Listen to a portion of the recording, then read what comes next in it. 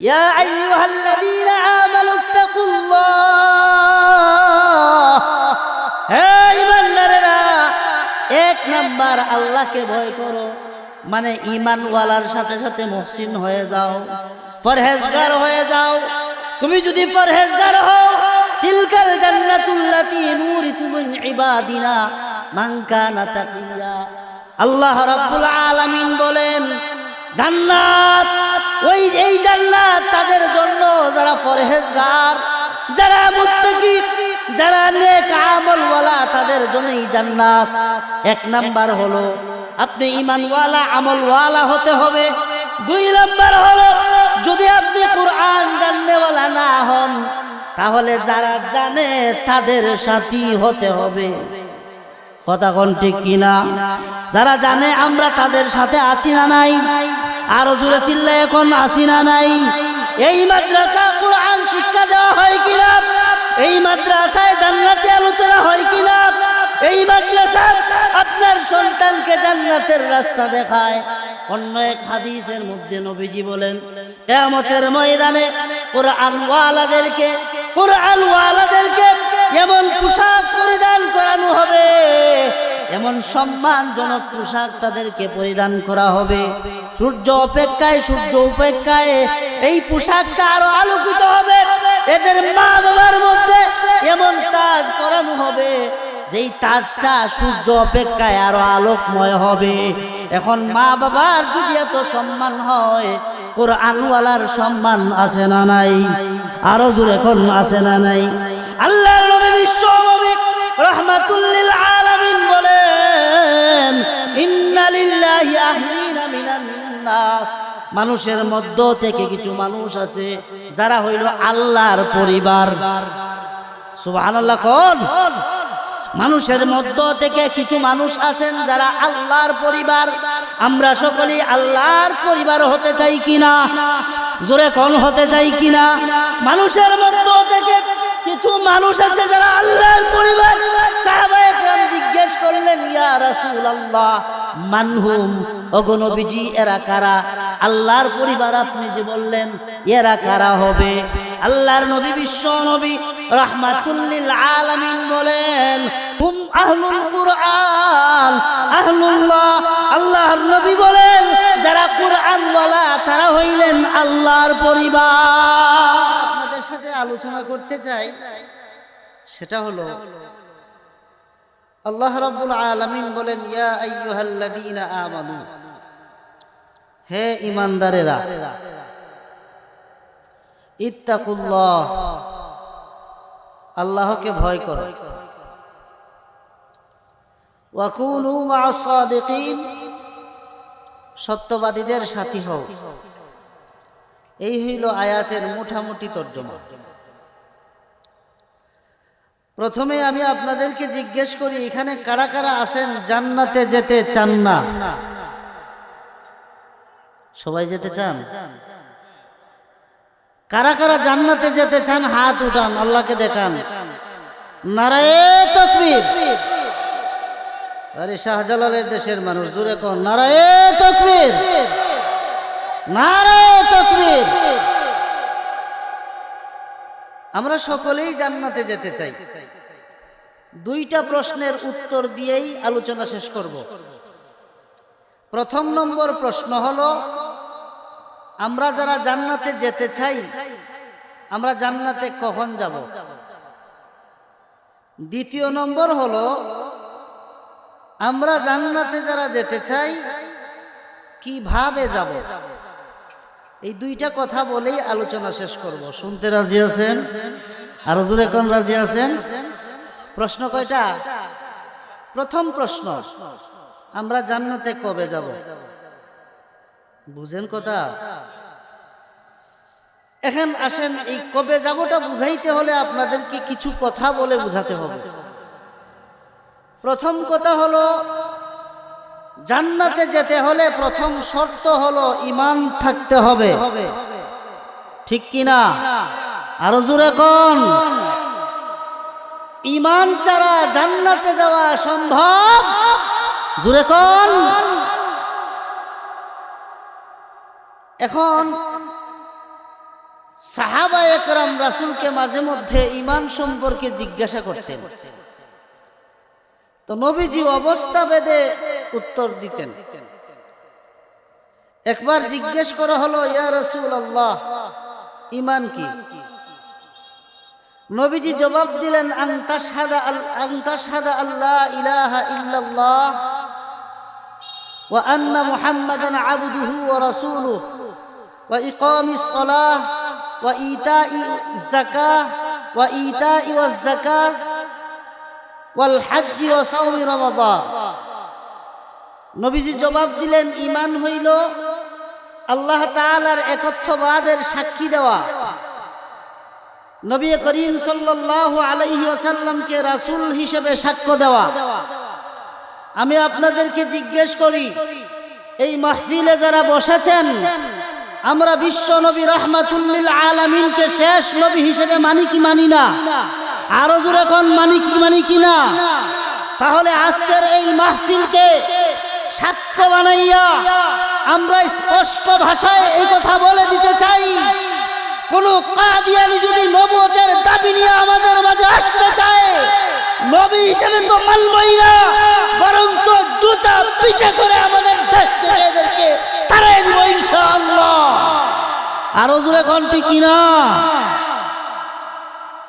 আমরা স্পষ্ট ভাষায় বলতে চাই, আমাদের উলামা একরাম বলেছেন সোহরাওয়ার্দী উদ্যানে, এই দেশে যারাই ক্ষমতা আসুক না কেন, এই বাংলাদেশের উন্নয়নের যত কাজ করবে, সর্বপ্রথম আমরা তাদের জবান থেকে কাদিয়ানীরা অমুসলিম ঘোষণা শুনতে চাই। আরো জোরে কোন ঠিক কিনা? ঈমানের কথা হলো আল্লাহ তাআলার একত্ববাদের সাক্ষী দিতে হবে, নবী করিম সাল্লাল্লাহু আলাইহি ওয়াসাল্লামকে শেষ নবী মানতে হবে, নামাজ পড়তে হবে, রোজা রাখতে হবে, যাকাত প্রদান করতে হবে। মুহতারাম হাজিরিন, আমরা এখানে যারা বসেছি সকলেই দাবি করি আমরা ঈমানদার, ঠিক কিনা? জোরে কোন ঠিক কিনা? মুফাসসিরিন ইকরাম বলেন, ঈমানদার হইলেন দুই প্রকার। কয় প্রকার? কথা বলেন। এক প্রকার ঈমানদারের নাম হইল মুহসিন, আরেক প্রকার ঈমানদারের নাম হইল গয়রে মুহসিন। মুহসিন ঈমানওয়ালা কারা? যেই সমস্ত ঈমানওয়ালারা ঈমান আনার সাথে সাথে নেক আমল করে, গুনাহের সাথে সম্পর্ক রাখে না, ভুলে গুনাহ হয়ে গেলেও মাফ না, তওবা না করে মাফ চাওয়া পর্যন্ত অন্তরে প্রশান্তি আসে না। গুনাহ হয়ে গেলেও ভুলে সাথে সাথেই তওবা করে কান্নাকাটি করে মাফ চায়, নেক আমল করে, গুনাহের ইচ্ছাকৃতভাবে গুনাহে জড়ায় না। এই সমস্ত ঈমানওয়ালাদেরকে বলা হয় মুহসিন। কি বলা হয়? আর জোরে কম। আমার পাশে হযরত বসা আছেন, আমার উস্তাদ তুল্য, খুব শ্রদ্ধা করি আমি। প্রিয় হাজিরিন, যেই সমস্ত ঈমানওয়ালারা আল্লাহর তাওহীদের একত্ববাদের সাক্ষ্য দেওয়ার সাথে সাথে নেক আমল করে, গুনাহ অজান্তে হয়ে গেলেও মাফ চাইয়া মাফ না নেওয়া পর্যন্ত অন্তরে শান্তি আসে না, এই সমস্ত মুমিন ঈমানদারকে কি বলা হয়? আর জোরে কোন। এই কথাগুলো ভালো করে বুঝেন, সামনের কথা বুঝতে সহজ হবে। প্রশ্ন ছিল আমরা জান্নাতে কবে যাব? এখন আপনাদের প্রশ্নের জবাব হইল, যেই সমস্ত ঈমানওয়ালারা ঈমানদারের সাথে সাথে নেক আমল করে, তাহলে বুঝা গেল শুধু ঈমানওয়ালা হইলেই জান্নাতে যাওয়া যাবে না, সাথে সাথে নেকওয়ালাও হইতে, কথা কয় না, নেক আমলওয়ালাও হতে আল্লাহ কুরআনুল কারীমে বলেন, ওয়াবাশশিরিল লাযীনা আমানু ওয়া আমিলুস সালিহাত।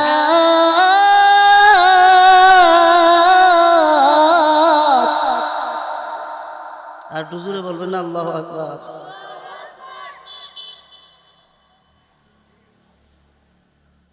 কানাত লাহুম জান্নাতিন তাজরি মিন তাহতিহাল আনহার।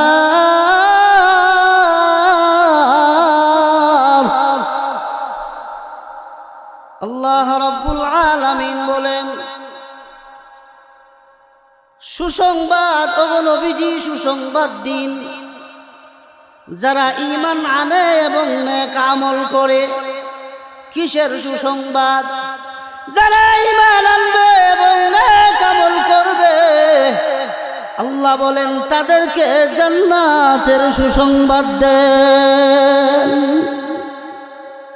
আপনাদের আওয়াজে, সুবহানাল্লাহর আওয়াজে বোঝা যায় আমার কথা বুঝেন না। যারা ঈমান আনবে নেক আমল করবে তাদের জন্য কিসের সুসংবাদ? কথা কয় না। কিসের সুসংবাদ? জান্নাতের সুসংবাদ।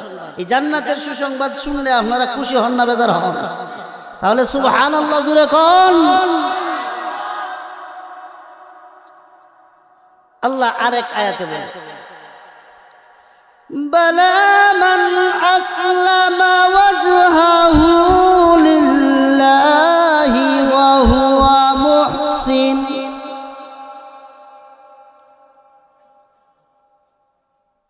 ফালাহু আজরুহু ইনদা রাব্বিহি লা খাউফুন আলাইহিম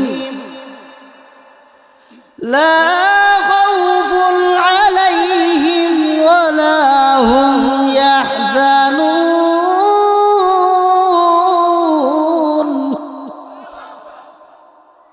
আল্লাহ রাব্বুল আলামিন বলেন, বালা মান আসলামা ওয়াজহাহু লিল্লাহি ওয়া হুয়া মুহসিন, যারা ঈমান আনার সাথে সাথে নেক আমল করবে, যারা নেক আমল করবে ঈমান আনার সাথে সাথে, ওয়ালা খাউফুন আলাইহিম ওয়ালা হুম ইয়াহজানুন।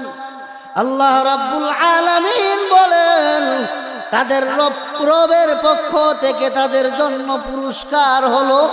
মহান আল্লাহ বলেন, তাদের কোনো চিন্তা নাই, তাদের কোনো ভয় নাই। কেন চিন্তা নাই, কেন ভয় নাই? মুহতারাম হাজিরিন, কারণ হলো মানুষ যখন ঈমান আনে এবং নেক আমল করে, যারা ঈমান আনবে এবং নেক আমল করবে এদের জন্য কোনো চিন্তা নাই, কোনো ভয় নাই। কারণ হলো মুমিন মুসলমান, কারণ একটাই, কারণ হলো যারা নেক আমল করবে ঈমান আনার সাথে সাথে আল্লাহ তাদেরকে জান্নাতের সুসংবাদ দিয়েছে। এখন আমরা সকলেই জান্নাতে যেতে চাই কিনা? আরো জোরে কোন। মুহতারাম হাজিরিন, এখন কখন জান্নাতে যাব? কোন বান্দা যখন ঈমান আনার সাথে সাথে নেক আমল করবে, যেমন সাহাবায়ে কেরাম ঈমান আনার সাথে সাথেই নেক আমল করেছিলেন। সাহাবায়ে কেরাম ঈমান আনার সাথে সাথেই নেক আমল এমন ভাবে করেছিলেন, মহান আল্লাহ রাব্বুল আলামিনের কাছে ওনাদের দাম এমন বেড়ে গেছে, এমন বেড়ে গেছে। আল্লাহর নবী, বিশ্ব নবী রাহমাতুল লিল আলামিন যখন 10,000 সাহাবায়ে কেরামদেরকে নিয়ে মক্কা বিজয়ের পর মক্কার দিকে রওনা দিলেন, হঠাৎ করেই নবীজি বলেন, সাহাবীরা রে, আমার বিলাল কোথায়? আমার বিলালকে খবর দিয়ে নিয়ে আসো। আল্লাহর নবীর কথা শুনে সাহাবায়ে কেরাম হযরত বিলাল রাদিয়াল্লাহু তাআলা আনহুকে খবর দিয়ে নিয়ে আসলেন। আল্লাহর নবী, বিশ্ব নবী রাহমাতুল লিল আলামিন বলেন, রে বিলাল, সুসংবাদ গ্রহণ করো, মহান আল্লাহর পক্ষ থেকে আমাকে এই মুহূর্তে জানায়া দেওয়া হয়েছে, কিছুক্ষণ পূর্বেই জিবরাইল আলাইহিস সালাম এসেছিলেন।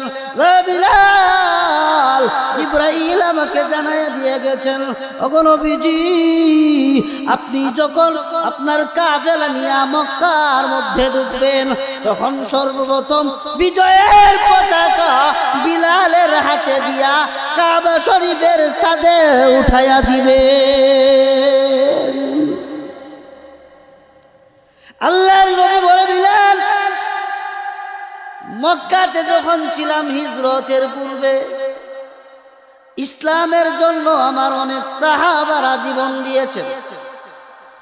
এর মধ্যে হলো হযরত খুবাইব রাদিয়াল্লাহু তাআলা আনহু, আম্মার রাদিয়াল্লাহু তাআলা আনহু, যায়েদ ইবনে দাসানা রাদিয়াল্লাহু তাআলা আনহু, আসিম রাদিয়াল্লাহু তাআলা আনহু, সুমাইয়া রাদিয়াল্লাহু তাআলা আনহা। এই সমস্ত সাহাবী আর সাহাবিয়ারা মক্কা বিজয়ের পূর্বে আমি যখন মক্কাতে ছিলাম ইসলামের জন্য অনেক কষ্ট সহ্য করেছে রে বিলাল। আজকে তারা যেহেতু কেউই নাই, যারা মজলুম কষ্ট সহ্য করেছে, এদের মধ্য থেকে যেহেতু আজকে আর কেউ নাই, শুধু তুমি জীবিত আছো বিলাল। এই জন্যে আল্লাহর পক্ষ থেকে ঘোষণা হয়েছে, সর্বপ্রথম মক্কায় ঢুকে তোমার হাতে বিজয়ের পতাকা থাকবে। শুধু এখানেই শেষ না, নবীজি বলেন, বিলাল, আল্লাহ তোমাকে এত ইজ্জত আর এত সম্মান দিয়েছেন। বিলাল রাদিয়াল্লাহু তাআলা আনহু ডাক দিয়ে বলেন, ইয়া রাসূলুল্লাহ, ইয়া হাবিবাল্লাহ, ওগো নবীজি, মহান আল্লাহ যে আমাকে এত সম্মান আর এত ইজ্জত দিয়েছেন, আমি যে হিজরতের পূর্বে কষ্ট সহ্য করেছি এর বদলা আল্লাহ দুনিয়াতে আমাকে দিয়ে দিলেন নাকি? আল্লাহর নবী, বিশ্ব নবী রাহমাতুল লিল আলামিন বলেন, না, সম্মান আল্লাহ তোমাকে বদলা দুনিয়াতেই দেয় নাই।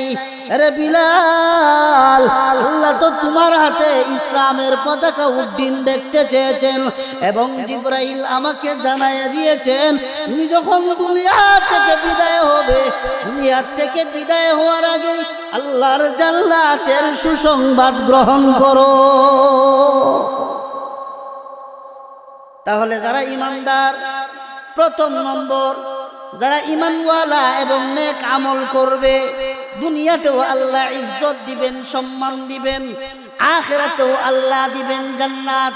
এখন জান্নাত আল্লাহ আমাদেরকে কখন দিবেন, কোন দিন আমরা জান্নাতে যাব?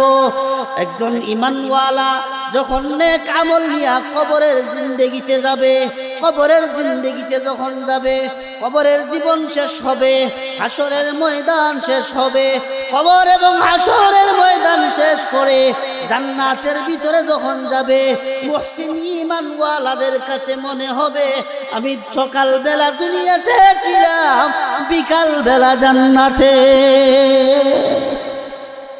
সকালবেলা দুনিয়াতে ছিলাম, বিকালবেলা। আপনাদের প্রশ্ন, তাহলে হুজুর কবরের জীবন, এত লম্বা জীবন গেল কই? এত লম্বা জীবন গেল কই? কবরের জীবন এটা সামান্য জিন্দেগি না, কবরের জিন্দেগি এটা সাধারণ জিন্দেগি না। হাজার হাজার বছর থাকতে হবে কবরের মধ্যে। একজন মানুষ যিনি সর্বশেষ দুনিয়ার থেকে বিদায় হবেন, এরপরে কিয়ামত হয়ে যাবে, মুফাসসিরিন ইকরাম বলেন সেই লোকটাকেও কমপক্ষে 40,000 বছর কবরে থাকা লাগবে। সুবহানাল্লাহ বলবেন না? কয় হাজার বছর? কমপক্ষে 40,000 বছর কবরে থাকতে হবে। এখন এত লম্বা জিন্দেগি, যেই মানুষটা একবারে সর্বশেষ দুনিয়ার থেকে বিদায় হবেন, আপনি আমি তো কোন দিন মরে যাব আমরা কেউ জানি না। কথা কয় না, আমরা কোন দিন দুনিয়া থেকে চলে যাব কেউ জানি না। এখন কবরের জীবন, এত লম্বা জীবন, এটা কেমনে সম্ভব হুজুর? সকালবেলা দুনিয়াতে ছিলাম, বিকালবেলা জান্নাতে, এটা কেমন ভাবে সম্ভব? এই কথাটা বোঝানোর জন্য আমি আপনাদেরকে একটা ঘটনা শোনাই। পবিত্র কুরআনুল কারীমের মধ্যে মহান আল্লাহ রাব্বুল আলামিন একটা ঘটনা উল্লেখ করেছেন। আল্লাহর পয়গম্বর হযরত উযাইর আলাইহিস সালাম একটা গ্রামের পাশ দিয়ে যাচ্ছিলেন। জনশূন্য একটা এলাকা, মানবহীন একটা এলাকা, ঘরগুলা ছাদের উপরে পড়ে গিয়েছে, কোনো অস্তিত্ব নাই। আল্লাহ রাব্বুল আলামিনের পয়গম্বর উযাইর আলাইহিস সালাম এই অবস্থা দেখে জিজ্ঞাসা করলেন, আল্লাহ, এত যার তাদের কোনো অস্তিত্ব নাই, মানব শূন্য একটা এলাকা, এই মানুষগুলাকে কিয়ামতের ময়দানে তুমি কেমনে তুলবা? হাজার হাজার বছর যখন মাটির নিচে পড়ে থাকবে, তার কোনো অস্তিত্ব থাকবে না, কেমন ভাবে তুমি তুলবা? আল্লাহ রাব্বুল আলামিন বলেন, ফাআমাতাহুল্লাহু মিআতা আমিন সুম্মা বাআসা। আল্লাহ রাব্বুল আলামিন বলেন, যখন হযরত উযাইর আলাইহিস সালাম এই কল্পনা, এই প্রশ্ন করলেন, সাথে সাথেই আল্লাহ হযরত উযাইর আলাইহিস সালামকে মৃত্যু দিয়া দিয়েছেন। তিনার মৃত্যু হয়ে গেছে। এখন যখন ওনার মৃত্যু হয়ে গেছে, মৃত্যু হওয়ার পরে সুম্মা বাআসা, এরপরে আবার জীবিত হইলেন। আল্লাহ জিজ্ঞেস করলেন, বাল্লাবিতুম, কতদিন পর্যন্ত মৃত অবস্থায় ছিলা? কতদিন পর্যন্ত মৃত অবস্থা ছিলা? তিনি জবাব দেয়, একদিন অথবা তার চাইতেও আরো কিছু কম। অথচ ততদিন পর্যন্ত তিনি মৃত্যু অবস্থায় ছিলেন 100 বছর পর্যন্ত। 100 বছর পর্যন্ত মৃত অবস্থায় থাকার পরে আল্লাহ আবার যখন জীবিত করলেন, জীবিত করার পরে আল্লাহ জিজ্ঞেস করলেন, উযাইর, কতদিন পর্যন্ত মৃত অবস্থা ছিলা? তিনি জবাব দেন, ইয়াউমান আও বা'দা ইয়াউম, আমি মৃত অবস্থায় ছিলাম একদিন অথবা তার চাইতে আরো কম। আর টুজুরে কম। আমরা কোরআনের মাধ্যমে কি জানলাম? তিনি কতদিন পর্যন্ত মৃত অবস্থায় ছিলেন? কথা বুঝেন না? কতদিন পর্যন্ত? 100 বছর পর্যন্ত মৃত অবস্থায় ছিলেন। এখন 100 বছর পরে আবার যখন জীবিত হইলেন, আল্লাহ জিজ্ঞেস করলেন, উযাইর, কতদিন পর্যন্ত মৃত অবস্থায় ছিলা? তিনি জবাব দেন, একদিন এর চাইতে আরো কম সময় আমি এমন অবস্থায় ছিলাম। এ মুহতারাম হাজিরিন, আল্লাহ রাব্বুল আলামিন আমাদেরকে বুঝাতে চান, পৃথিবীর মানুষেরা রে, উযাইর যেমন 100 বছর মৃত অবস্থায় থাকার পরেও ওনার কাছে মনে হইছে একদিন অথবা তার চাইতে আরো কম সময়। তুমি যদি ঈমান আর আমল নিয়ে কবরে আসতে পারো, যদিও হাজার হাজার বছর তুমি কবরের জিন্দেগিতে ঘুমাইবা, যখন তুমি আমল নিয়ে কবরের জিন্দেগিতে আসবা, তোমাকে যখন ইসরাফিল যখন সিংহায় ফু দিবে আর তুমি যখন উঠবা, তোমার কাছে মনে হবে কবরের জিন্দেগিটা একদিন অথবা তার চাইতে আরো কম সময়। তাহলে আমরা এই কোরআনুল কারীমের এই ঘটনার থেকে কি জানলাম? কবরের জিন্দেগি যত লম্বাই হোক না কেন, ঈমান এবং আমল সাথে নিয়ে যদি কেউ কবরে যায়, তাহলে তার এই কবরের লম্বা জিন্দেগিটাও মনে হবে একদিন অথবা তার চাইতে আরো কম সময়। জোরে কোন সুবহানাল্লাহ। আরো একটা উদাহরণ আপনাদেরকে শোনাই, আপনারা শুনলেও শুনতে পারেন। আসহাবে কাহফের ঘটনা শুনছেননি? 60 যুবক দেশকে ছাইরা হিজরত করে রওনা দিয়েছিলেন। পাহাড়ের গুহার ভিতরে ঢুকলেন। পাহাড়ের গুহার ভিতরে ঢুইকা ঘুমায়া গেছেন। কতদিন পর্যন্ত ঘুমাইছেন? আল্লাহ কুরআনুল কারীমের মধ্যে বলেন, 309 বছর পর্যন্ত এমন অবস্থায় ছিলেন।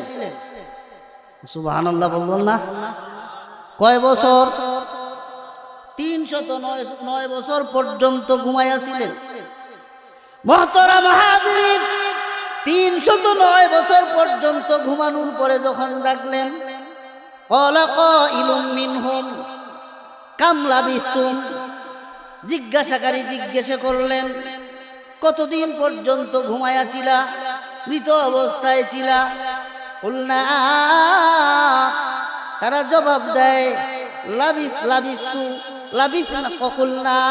কুলনা, তারা জবাব দেয়, ইয়াউমান আও বা'দা ইয়াউম, আমরা এমন অবস্থায় ছিলাম, ঘুমন্ত অবস্থায়, মৃত অবস্থায় ছিলাম একদিন অথবা তার চাইতে আরো কম সময়। সুবহানাল্লাহ জুড়ে বলেন, আরো জুড়ে কোন সুবহানাল্লাহ। প্রিয় হাজিরিন, 309 বছর পর্যন্ত ঘুমানোর পরেও যখন জিজ্ঞাসা করা হলো কতদিন পর্যন্ত এমন অবস্থায় ছিলা, জবাব দিছেন একদিন অথবা এর চাইতেও কম সময়। আল্লাহ কুরআনুল কারীমের মধ্যে এই ঘটনা আমাদের সামনে বর্ণনা করে বোঝাতে চান, রে পৃথিবীর মানুষ শুনো, তোমরা যখন ঈমান এবং আমল নিয়ে কবরে আসবা, তুমি যখন মুহসিন ঈমানওয়ালা হইয়া কবরে আসবা, কবরের জিন্দেগিটা হাজার হাজার বছর অতিবাহিত হওয়ার পরেও যখন তুমি কিয়ামতের মাঠের দিকে দৌড়াইতে থাকবা, তোমার কাছে মনে হবে কবরের জিন্দেগিটা একদিন এর চাইতেও আরো কম সময়। এই গেল কবরের জিন্দেগি। এবার হাসরের মাঠ। প্রধান অতিথি অপেক্ষা করতেছেন, এই জন্য আমি কথা সংক্ষেপ করে আনতেছি। এবার হইল হাসরের মাঠ। হাসরের মাঠ এটা সাধারণ কোনো বিষয় না। কিয়ামতের মাঠ এটা সাধারণ কোনো বিষয় না। এই কিয়ামতের মাঠ, এই কিয়ামতের মাঠ, যেই মাঠ সম্পর্কে আল্লাহ নিজে বলেন, ওয়াত্তাকু ইয়াওমান তুরজাউনা ফীহি ইলাল্লাহ,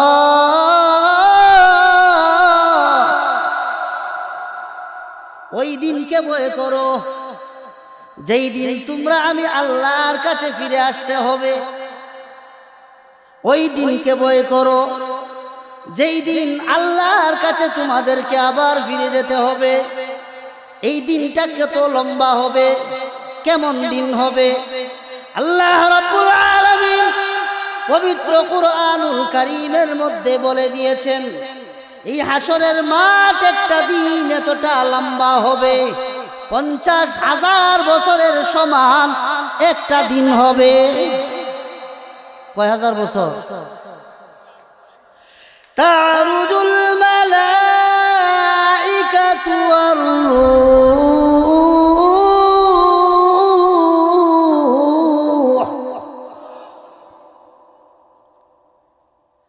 ইলাইহি ফি ইয়াউমিন কানা মিকদারুহু 50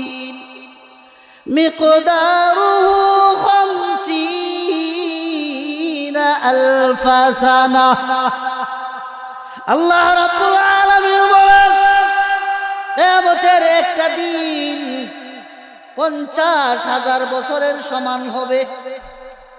এটা সাধারণ কোনো দিন না। যেই দিন মানুষের সামনে আমলগুলা পেশ করা হবে, যেই দিন মানুষের সামনে তার জবাবদিহিতার কাঠগড়া, জবাবদিহিতার কাঠগড়ায় মানুষগুলা দাঁড়াতে হবে, এই দিন সাধারণ কোনো দিন না। সূর্যটা মাত্র 2 হাত উপরে থাকবে, জমিনটা হয়ে যাবে তামার, মানুষগুলার পরনের মধ্যে কাপড় আছে কিনা খবর থাকবে না। আম্মা জান আয়েশা রাদিয়াল্লাহু আনহা বলেন, ইয়া রাসূলুল্লাহ, ইয়া হাবিবাল্লাহ, আল্লাহর নবী গো, পরনের মধ্যে যদি কাপড় না থাকে, আমরা নবী পরিবারে রয়ে কি অবস্থা হবে নাকি? নবীজি বলেন, হ্যাঁ, তোমাদেরও একই অবস্থা হবে। নবীজি বলেন, তোমাদেরও একই অবস্থা হবে। আম্মা জান আয়েশা রাদিয়াল্লাহু আনহা বলেন, ইয়া রাসূলুল্লাহ, ইয়া হাবিবাল্লাহ, এমন যদি হয় আমাদের পর্দার ব্যাঘাত ঘটবে নাকি? এমনিতেই নবীজি বলেন, আয়েশা, এমন ভয়াবহ দিন হবে কিয়ামতের দিন, নিজের পরনে কাপড় আছে কিনা নিজের দিকে তাকাবার সময় থাকবে না। এই কিয়ামতের দিন, এই দিন সম্পর্কে নবীজিকে জিজ্ঞেস করা হলো। আবু সাঈদ খুদরি রাদিয়াল্লাহু তাআলা আনহু থেকে বর্ণিত, সুইলা রাসূলুল্লাহ সাল্লাল্লাহু আলাইহি ওয়াসাল্লাম, আল ইয়াউমা কানা মিকদারুহু 50 আলফ সানা, মা তুলু হাযাল ইয়াউম। নবী করিম সাল্লাল্লাহু আলাইহি ওয়াসাল্লামকে 50,000 বছরের সমান লম্বা কিয়ামতের দিন সম্পর্কে জিজ্ঞাসা করা হলে নবীজি বলেন, ওয়াল্লাযী নাফসি বিয়াদি, কসম সেই সত্তার যার হাতে আমার প্রাণ, লা ইউখাফফাফু আলাল মুমিন হাত্তা ইয়াহওয়ানা আলাইহি মিনাস সালাতিল মাকতুবাত ইউসাল্লিহা ফিদ দুনিয়া। আল্লাহর নবী বলেন, যদিও 50,000 বছরের সমপরিমাণ একটা দিন হবে, কিন্তু চিন্তার কোনো কারণ নাই। যখন ঈমান এবং আমলওয়ালা মুহসিন বান্দারা 50,000 বছর সমপরিমাণ দিন কিয়ামতের মাঠের মধ্যে খাড়া হবে, তাদের কাছে মনে হবে দুনিয়ার জীবনের এক ওয়াক্ত নামাজ পড়ার সময়। ঈমানওয়ালা যখন হাসরের মাঠে দাঁড় হবেন, তাদের কাছে মনে হবে এক ওয়াক্ত নামাজের সময় অতিবাহিত হয়েছে, কিন্তু কতদিন গেছে? জোরে কয় না? 50,000 বছর। এবার দুইটা কথাকে আপনি একসাথে জয়েন দেন। কবরের জীবনটা আপনার কাছে মনে হইছে একদিন অথবা এর চাইতেও আরো কম। কবরের জীবনটা আপনার কাছে মনে হইছে একদিন অথবা এর চাইতেও আরো কম। আর হাসরের মাঠ 50,000 বছরের সমপরিমাণ একটা দিন। কিন্তু ইমানদার মুমিনওয়ালাদের কাছে মনে হবে, ইমানওয়ালা মুমিনের কাছে মনে হবে দুনিয়ার জীবনের এক ওয়াক্ত নামাজের সময়। সব মিলায়া কবরের জীবন শেষ, হাসরের ময়দান শেষ, হিসাব নিকাশ শেষ করে যখন জান্নাতে চলে যাবে, ঈমানওয়ালার কাছে মনে হবে দুনিয়াতে সকাল বেলা ছিলেন, বিকাল বেলা জান্নাতে।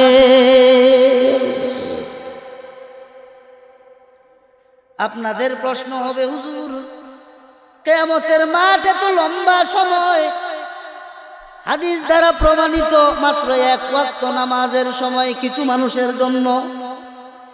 মানুষের জন্য হবে 50,000 সময় পরিমাণ, 50,000 বছরের সমপরিমাণ। আর কিছু মানুষের কাছে মনে হবে মাত্র এক ওয়াক্ত নামাজের সময় পরিমাণ। এই কথাটা যেমন ভাবে হাদিসের মধ্যে রাসূল বলেছেন, বিজ্ঞান এই কথাটাকে স্বীকার করে 1915 সালে একজন বিজ্ঞানী যার নাম ছিল আলবার্ট আইনস্টাইন, উনি একটা থিওরি লিখেছেন, যেই থিওরিটার নাম হলো theory of relativity. Theory of relativity. এই ইংলিশ ওয়ালারা কথা কও না, হুজুরা ইংলিশ পারে না। থিওরির নাম হলো থিওরি অফ রিলেটিভিটি। উনি এই থিওরির মধ্যে লিখেছেন, এটার মূল কথাটা হলো সময় আপেক্ষিক টাইম সকলের জন্য সমান হয় না। যেমন ধরুন 1 বছর সময় কারো জন্য 1 বছর, আবার কারো জন্য 2 মিনিট। সুবহানাল্লাহ। 1 বছর সময় কারো জন্য 1 বছর, এই একটা বছরই কারো জন্য মনে হয় যেন 1 মিনিট। কথাটা বুঝাইতে পারতেছি? তাহলে বিজ্ঞান এই কথাটাকে স্বীকার করে, আমরাও বলি হ্যাঁ, রাসূল তো বলছেন সবার জন্য 50,000 বছরের সমপরিমাণ কিয়ামতের দিন হবে না, কারো জন্য হবে এক ওয়াক্ত নামাজের সময় পরিমাণ।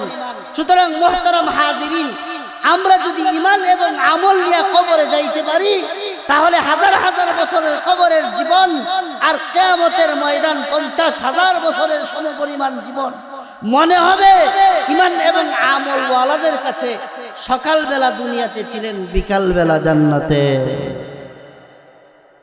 তাইলে এক প্রশ্নের উত্তর হইলাম, আমরা জান্নাতে কবে যাব? ঈমান এবং আমল নিয়ে কবরে গেলেই মনে হবে জান্নাতে গিয়া সকালবেলা দুনিয়াতে ছিলাম, বিকালবেলা সবাই কথা কয় না, বিকালবেলা। এখন 2 নম্বর প্রশ্ন হইল, আমরা কিভাবে জান্নাতে যাব? মনে আছে আপনাদের? অসুবিধা হইতেছে? 2 নম্বর প্রশ্ন হইল, আমরা জান্নাতে কিভাবে যাব? এই কিভাবে যাব এই কথাটা বোঝাতে হলে অনেক লম্বা আলোচনা, ওইদিকে যাব না। শুধু আপনাদেরকে একটা কথা বলি, সেটা হলো আমি ঢাকা থেকে হুজুরকে নিয়া সিলেট হইয়া আপনাদের এই দুর্লভপুর ফাজিলপুরে আসতে আসার পদ্ধতি হইল দুইটা। হয়তোবা আমি যেখানে যাব তার রাস্তাঘাট তার লোকেশন আগের থেকেই জানব, কথা হয় না। হয়তোবা আমি তার রাস্তাঘাট তার লোকেশন আগের থেকেই জানব। দুই নম্বর তরিকা হইল, আমি যদি রাস্তাঘাট লোকেশন আগের থেকেই না জানি, যিনি জানেন তার সাথে যাব, কথা কয় না। যিনি জানেন তার সাথে যাব। তাহলে ঢাকার থেকে দুর্লভপুর ফাজিলপুরে আসতে যদি আমার দুই পদ্ধতি হয়, এক পদ্ধতি হয়তোবা আমি জেনে বুঝে আসবো, নতুবা যিনি জানেন ওনার সঙ্গ হব। ঠিক এইভাবে জান্নাতে যেতে হলেও আমাকে প্রথম রাস্তা হলো জেনে বুঝে যেতে হবে, কথা কয় না।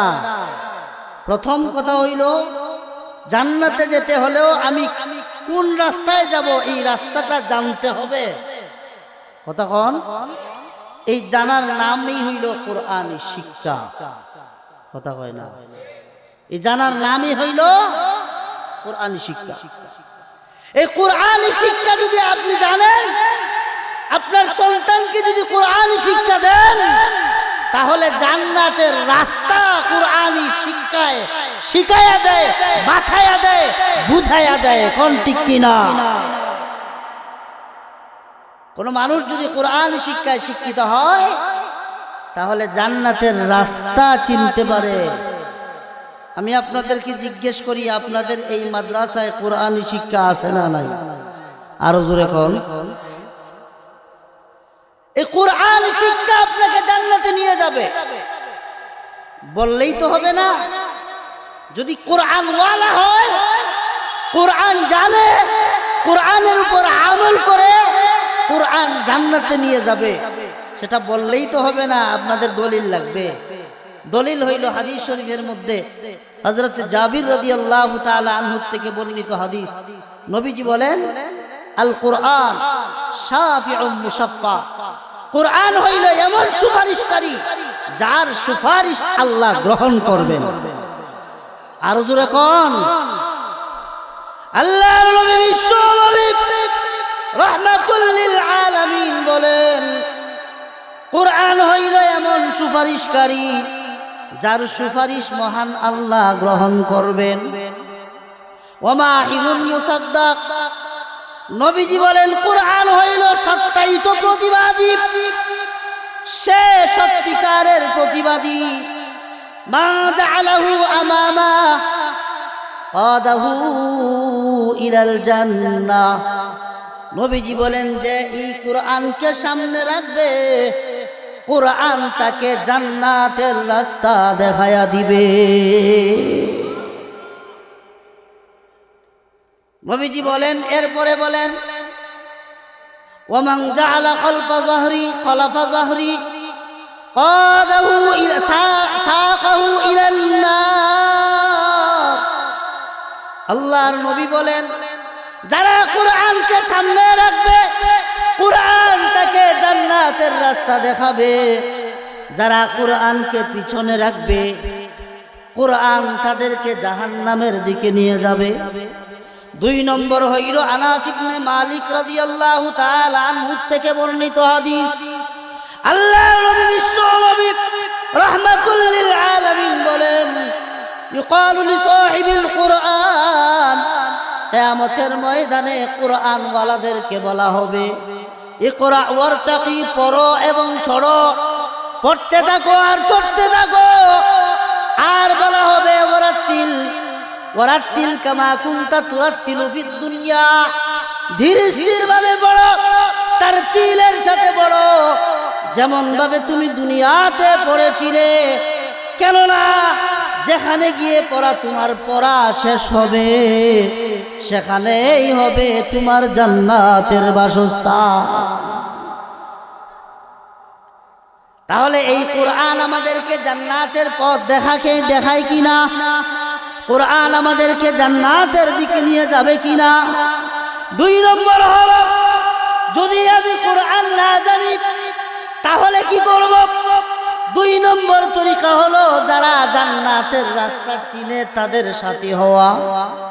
কথা কয় না, এই কথাটাই আল্লাহ আমাদেরকে বোঝাতে চান।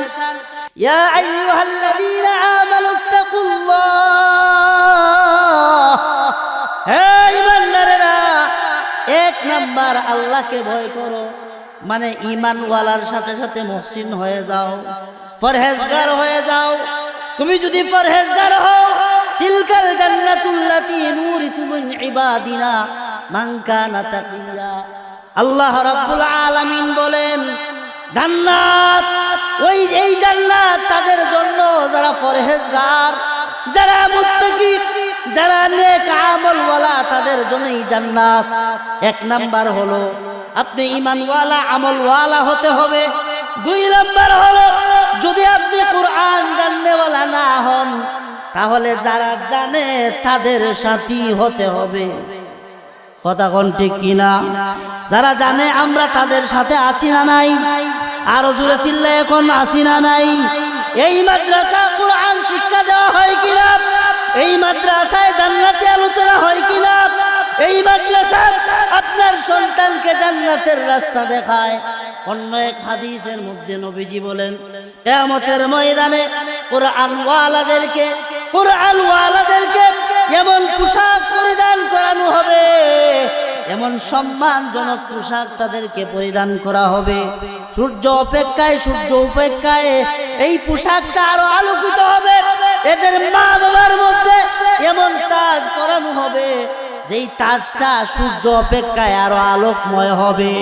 এখন মা বাবার যদি এত সম্মান হয়, কোরআনওয়ালার সম্মান আছে না নাই? আরো জোরে কোন আছে না নাই? আল্লাহর নবী বিশ্ব নবী রাহমাতুল লিল আলামিন বলেন ইন্না লিল্লাহি আহলিনা মিনান নাস, মানুষের মধ্য থেকে কিছু মানুষ আছে যারা হইল আল্লাহর পরিবার। সুবহানাল্লাহ কোন? মানুষের মধ্য থেকে কিছু মানুষ আছেন যারা আল্লাহর পরিবার। আমরা সকলেই আল্লাহর পরিবার হতে চাই কিনা? জোরে কোন হতে চাই কিনা? মানুষের মধ্য থেকে কিছু মানুষ আছে যারা আল্লাহর পরিবার। সাহাবায়ে কেরাম জিজ্ঞেস করলেন ইয়া রাসূলুল্লাহ মানহুম, ওগো নবীজি এরা কারা? আল্লাহর পরিবার আপনি যে বললেন এরা কারা হবে? আল্লাহর নবী বিশ্ব নবী রাহমাতুল লিল আলামিন বলেন হুম আহলুল কুরআন আহলুল্লাহ। আল্লাহর নবী বলেন যারা কুরআনওয়ালা তারা হইলেন আল্লাহর পরিবার। যারা কুরআনওয়ালা তারা কার পরিবার? আমরা সকলেই আল্লাহর পরিবার হতে চাই কিনা? আরো জোরে কোন হতে চাই কিনা? তাহলে এই মাদ্রাসা কিয়ামত পর্যন্ত চালু থাকুক, এটা কে কে চাই না? হাত উঠান। নাই কেউ? আপনারা সজাগ আছেন? কে কে চাই এই মাদ্রাসা কিয়ামত পর্যন্ত চলবে? হাত উঠান। আল্লাহ এই হাতগুলোকে কবুল করুন, সকলে বলুন আমিন। আরো জোরে কোন আমিন। যদি আমরা চাই তাহলে আমি পরীক্ষা দিলাই কি শুধু মাহফিলে হুজুরকে দেখানোর জন্যই, নাকি সত্যিকার অর্থেই চাই? এই পরীক্ষাটা একটু নিলাই। দেখুন তো, সর্বপ্রথম একজন মানুষ এই মাদ্রাসার জন্য একটা হাত উঠান যে হুজুর আমি 1 মণ দান দিব। একটা হাত। কেউ নাই লেখনেওয়ালা? ভাই নাম কি আপনার?